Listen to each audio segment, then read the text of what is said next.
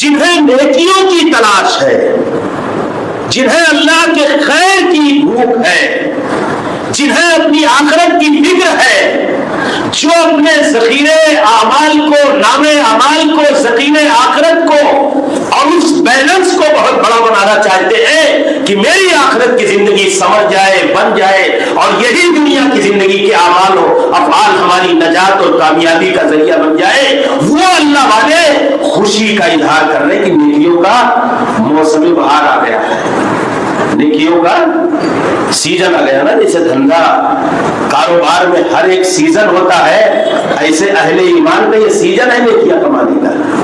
تو سیزن آنے پہ آدمی خوشی کا اظہار کرتا کہ نہیں کرتا کہ اب عام دنوں سے زیادہ کمائی ہونے والی ہے؟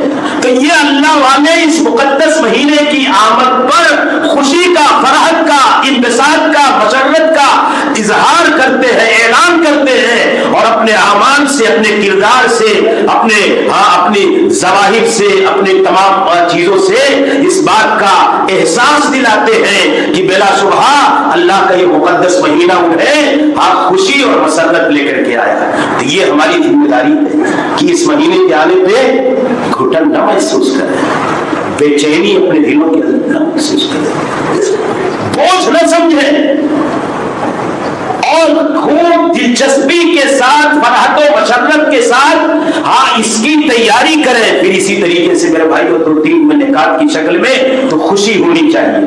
العزم و تخطیط، عزم کرنا، پلاننگ کرنا۔ سیزن آتا ہے کاروبار کا تو کیا کرتے ہیں؟ پہلے سے تیاری شروع کر دیتے کہ کیسے مال لانا ہے، کس وقت بیچنا ہے، کس وقت سیٹنگ کرنی ہے، کیسے گراہک کو کیا کرنا ہے۔ ایسے پورا ایک منصوبہ بن جانا چاہیے، کیونکہ ایک ایک منٹ اس مقدس مہینے کا بہت زیادہ بیش قیمتی ہے، بہت عظیم ہے، اور اس کا ایک ایک منٹ لایانی چیزوں میں ضائع کر دینا یہ ہماری گروا نصیبی اور بد نصیبی ہے۔ اس لیے اس کے 30 دن کے، 30 ایام کے، 24 گھنٹے کے ایک ایک منٹ کی پلاننگ ہونی چاہیے کہ ہمیں نمازیں کیسی پڑھنے ہیں، تہجد کیسے پڑھنا ہے، کون سا وقت عبادت میں گزارنا ہے، کون سا وقت کاروبار کرنا ہے، اور کتنے بار ہمیں قرآن کریم ختم کرنا ہے۔ یہ عزم ہونا چاہیے، ایک عزم مصمم اور پختہ ارادہ ہونا چاہیے، اور پلاننگ بنا کر کے منصوبہ بندی ہونی چاہیے اس پورے مہینے کے ایک ایک دن، ایک ایک گھنٹے اور ایک ایک منٹ کی، کہ اس کا ایک منٹ ہم سے ضائع نہ ہونے پائے۔ یہ مومنوں کی زندگی ہے، یہ مومن کا کردار ہوتا ہے۔ وہ پلاننگ کرے رمضان کے آنے سے پہلے کہ ہم کو یوں ہی نہیں لایانی اور بے مطلب چیزوں میں گزار دیتا ہے۔ اسی طریقے سے یہ بھی پلاننگ کریں کہ ہم اس کے ایام کہ ایک ایک لمحے کو صحیح سے استعمال کریں گے، یہ بھی ہماری ذمہ داری ہے میرے پاس۔ تیسری چیز، اور اس کے علاوہ جو استقبال میں حوالے سے ہے، العلم والفقہ۔ بہت سارے لوگ نمازوں کا طریقہ نہیں جانتے، میری مائیں بہنیں ہیں، بزرگ ہیں، نوجوان ہیں، وضو کا طریقہ نہیں ہے، اس کا صحیح علم نہیں ہے، نماز کے بنیادی ارکان کی ادائیگی کے حوالے سے صحیح شعور نہیں ہے، جو اپنی نمازوں، اپنی عبادتوں، اپنے قیام، رکوع، سجدے کے حوالے سے سنجیدہ اور فکر مند نہیں ہے۔ معاف فرمائیے، آج بھی آپ وضو خانے میں تھوڑی دیر کے لیے بیٹھ جائیے، وضو کرتے ہوئے تو 5 لوگ آپ کو گردن پہ مسا کرتے ہوئے مل جائیں گے۔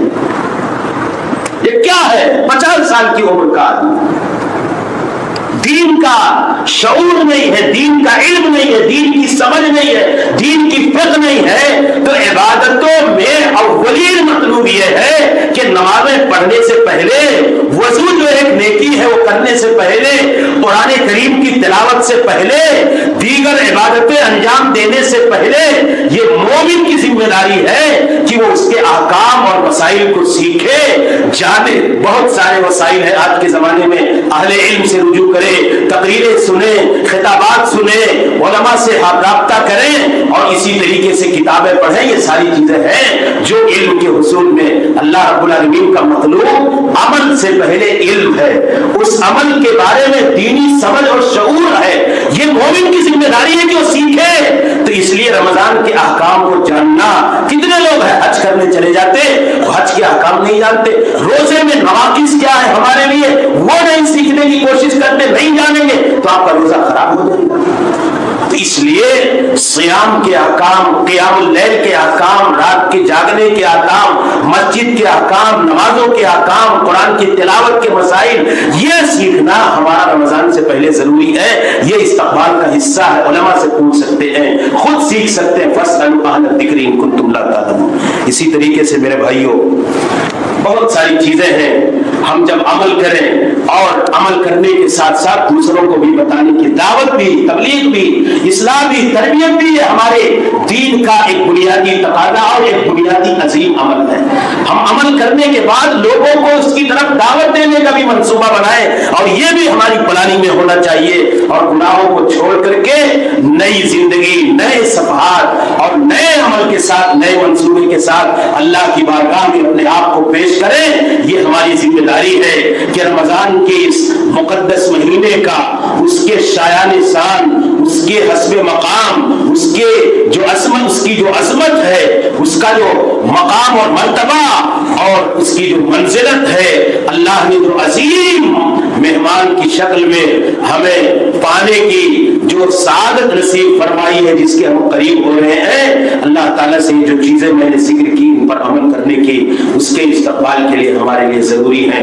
اللہ تعالیٰ سے دعا ہے کہ الہ العالمین ہم تمام امت اسلام کو, ہم تمام مسلمان بھائیوں کو, ہماری ماں اور بہنوں کو اس مقدس مبارک اور عظیم الشان اور عظیم المرتبت مہینے کے شایان شان اس کا استقبال کرنے کی توفیق عطا فرمائے. اللہ اس مقدس مہینے کو ہم کو آپ کو پانے کی توفیق عطا فرمائے. اللہ اس کے ایاموں, ساعت, اس کی گھڑیوں, اس کے دنوں کو, ایک ایک لمحے, ایک ایک ساتھ, ایک ایک منٹ کو اپنی بندگی, اپنی مرضی, اپنی عبادت, اپنی ریاضت اور اپنی خوشنودی کے مرضی کے کاموں میں اللہ گزارنے اور استعمال کرنے کی توفیق عطا فرمائے. اللہ ہم کو خوشی اور مسرت کے ساتھ اس مہینے کے استقبال کی توفیق عطا فرمائے. اللہ رب العالمین ہمیں اس مہینے کو پانے کی توفیق عطا فرمائے, اس سے متعلق احکام اور مسائل کو سیکھنے کی توفیق عطا فرمائے, اس مہینے کے ایام کے حوالے سے منصوبہ بندی کی توفیق عطا فرمائے. اللہ رب العالمین ہمیں بخش دے, ہمارے والدین کو بخش دے اور تمام اہل ایمان کو بخش دے.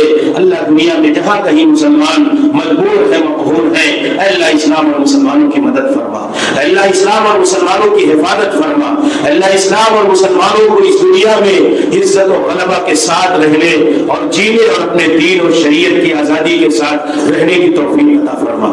اللہ ہمیں بخش دے, ہمارے والدین کو بخش دے اور تمام اہل ایمان کو بخش دے. اللہ خاتمہ ہو تو اسلام پر ہو, موت آئے تو ایمان اور توحید اور اسلام پر آئے. آمین. وآخر دعوانا الحمدللہ رب العالمین. استغفر اللہ لی ولکم ولسائر المسلمین.